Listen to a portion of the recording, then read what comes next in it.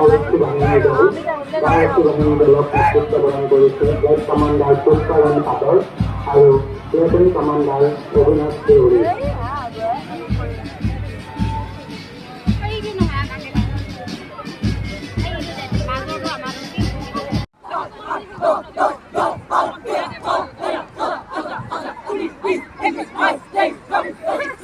পৰৱৰ্তী কাৰ্যসূচীলৈ আগবাঢ়িব বিচাৰিছোঁ। ধপাতমুক্ত অসম গঢ়াৰ উদ্দেশ্যে জিলা ধপাত নিয়ন্ত্ৰণ কেন্দ্ৰৰ পৰা এটা গণস্বাক্ষৰতা অভিযান আৰম্ভ কৰা হৈছে।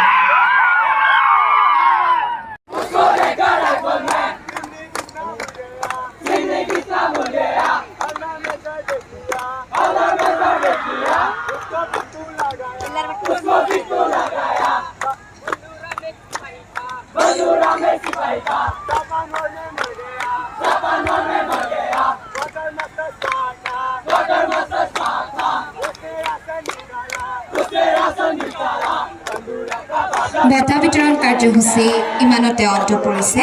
ইয়াৰ পিছত